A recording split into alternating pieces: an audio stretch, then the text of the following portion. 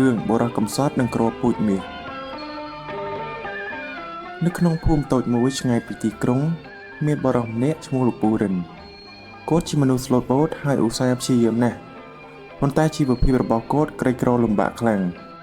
គាត់មានដីមួយដុំតូចមិនសូវមានជីជាតិហើយទូខំដាំដុះយ៉ាងណាក៏ផលតិចតួចមិនគ្រប់សម្រាប់ចិញ្ចឹមប្រពន្ធកូនឡើយរាល់ថ្ងៃពូរិនតែងតែទៅធ្វើការស៊ីឈ្នួលគេដើម្បីប្រាក់កម្រៃខ្លះៗមកទិញអង្ករត្រីសាច់ទោះនឿយហត់យ៉ាងណាក៏គាត់មិនត្អូញត្អែដែរគាត់តែងតែញញឹមនិងជួយអ្នកជិតខាងតាមដែលអាចធ្វើបានថ្ងៃមួយនៅពេលលោកពូរិនកំពុងដើរត្រឡប់មកធ្វើការវិញគាត់ឃើញព្រះសង្ឃចំណាស់មួយអង្គគង់នៅក្រោមដើមឈើធំមួយនៅក្បែរផ្លូវព្រះអង្គនោះមើលទៅហាក់ដូចជាអស់កម្លាំងហើយស្រេកទឹកខ្លាំងណាស់ពូរិនមានចិត្តអាណិតអាសូរក៏យកបំពង់ទឹកត្នោតដែលទុកសម្រាប់ខ្លួនឯងយកទៅប្រគេនព្រះសង្ឃនោះពូរិននិយាយដោយការគោរពលោកម្ចាស់ឆាន់ទឹកនេះទៅដើម្បីបំបត្តិការស្រេកឃ្លានព្រះសង្ឃនោះទទួលយកបំពង់ទឹកត្នោតដោយទឹកមុខញញឹមបន្ទាប់មកព្រះសង្ឃនោះក៏យកគ្រាប់អ្វីម្យ៉ាងតូចៗចំនួន3គ្រាប់ចេញពីក្នុងថង់យាមរបស់លោកគ្រាប់ទាំងនោះមានពណ៌លឿងភ្លឺដូចមាសព្រះអង្គមានសន្និកាបន្តនេះជាគ្រាប់ពូជពិសេសចូលញោមយកវាទៅដាំនៅក្នុងដីរបស់ញោមចុះប៉ុន្តែត្រូវចាំថាគ្រាប់ពូជនេះត្រូវការថែទាំដោយចិត្តស្មោះត្រង់និងការចែករំលែកបើញោមធ្វើញោមនឹងទទួលបានផលល្អជាមិនខានពូរិនត្រេកអរណាស់គាត់អរគុណព្រះសង្ឃហើយទទួលយកគ្រាប់ពូជទាំង3ដោយការគោរពពូរិនយកគ្រាប់ពូជទាំងនោះទៅដាំក្នុងដីរបស់គាត់នៅថ្ងៃបន្ទាប់គាត់ជួដីដាក់ជីធម្មជាតិនិងស្រោចទឹកជាប្រចាំគាត់នឹកដល់ពាក្យព្រះសង្ឃថា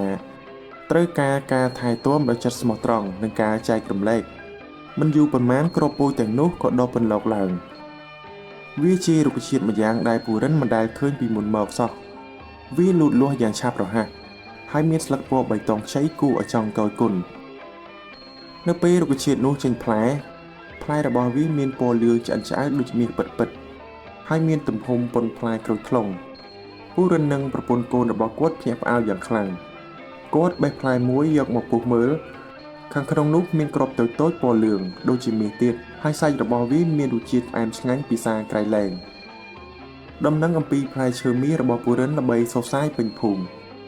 អ្នកជិតខាងជាច្រើននាំគ្នាមកមើលហើយកោតសរសើរពីសំណាងរបស់ពូរិន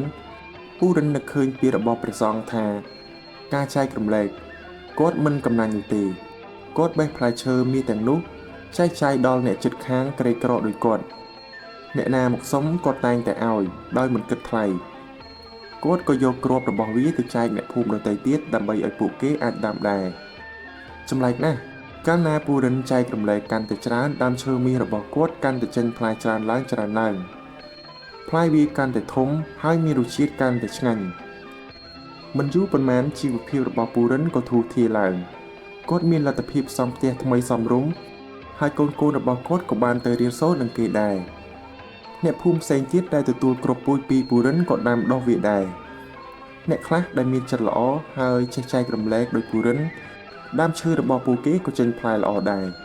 ប៉ុន្តែអ្នកខ្លះទៀតដែលមានចិត្តកំណាញ់លោភលន់ចង់បានផលតែម្នាក់ឯងដើមឈើរបស់ពួកគេមិនសូវចេញផ្លែទេឬក៏ផ្លែមិនសូវល្អថ្ងៃមួយមានសេដ្ឋីម្នាក់នៅភូមិក្បែរនោះឮដំណឹងនេះ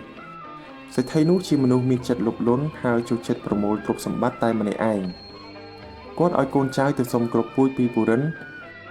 ក៏ឲ្យគ្រាប់ពូជទៅសេដ្ឋីនោះដោយមិនរើសអើងសេដ្ឋីនោះយកគ្រាប់ពូជទៅដាំក្នុងសួនច្បារដ៏ធំរបស់គាត់បញ្ជាឲ្យកូនចៅថែទាំយ៉ាងដិតដល់និងស្រោចទឹកមិនឲ្យខ្វះតែគាត់មានចិត្តគិតតែពីប្រយោជន៍ផ្ទាល់ខ្លួនគាត់គិតថាបើដើមឈើនោះចេញផ្លែមាសមកគាត់នឹងក្លាយជាអ្នកមានជាងគេបំផុតហើយគាត់នឹងមិនចែករំលែកឲ្យអ្នកណាសូម្បីតែមួយគ្រាប់ក្រោយមកគាត់ទៅជួបពូរិនហើយសួរដោយកំហឹងថាហេតុអ្វីបានជាគ្រាប់ពូជឯងឲ្យអញដាំទៅមិនល្អសោះឬមួយឯងឲ្យគ្រាប់ពូជមិនល្អមកអញពូរិនញញឹមហើយឆ្លើយដោយស្លូតបូតថាបបិទ្ធលោកសេដ្ឋីខ្ញុំឲ្យគ្រាប់ពូជល្អដូចគ្នាទៅមនុស្សគ្រប់គ្នាប៉ុន្តែព្រះសង្ឃដែលឲ្យគ្រាប់ពូជនេះមកខ្ញុំមានសង្ឃដីកាថាគ្រាប់ពូជនេះត្រូវការថែទាំដោយចិត្តស្មោះត្រង់និងការចែករំលែកបើយើងមានចិត្តកំណាញ់លោភលន់នោះផលដែលបានមកក៏មិនល្អដែរសេដ្ឋីនោះស្ដាប់ហើយក៏មានចិត្តខ្មាស់អៀនក្នុងចិត្ត ប៉ុន្តែមិនហ៊ានព្រមទទួលស្គាល់កំហុសខ្លួនគាត់ក៏ត្រឡប់ទៅផ្ទះវិញដោយកំហឹង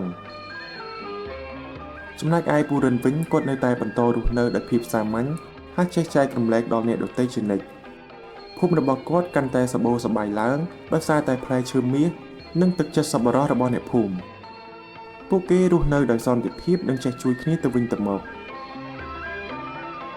គំនិតអប់រំនៅក្នុងរឿងនេះគឺយើងគួរតែរៀនធ្វើជាមនុស្សដែលមានចិត្តល្អចេះជួយអ្នកដទៃនិងចេះចែករំលែកនៅអ្វីដែលយើងមានការធ្វើដូច្នេះមិនត្រឹមតែនាំមកនូវសេចក្តីសុខដល់អ្នកដទៃប៉ុណ្ណោះទេតែក៏នាំមកនូវសេចក្តីសុខនិងភាពចម្រុងចម្រើនដល់ខ្លួនយើងផ្ទាល់ផងដែរ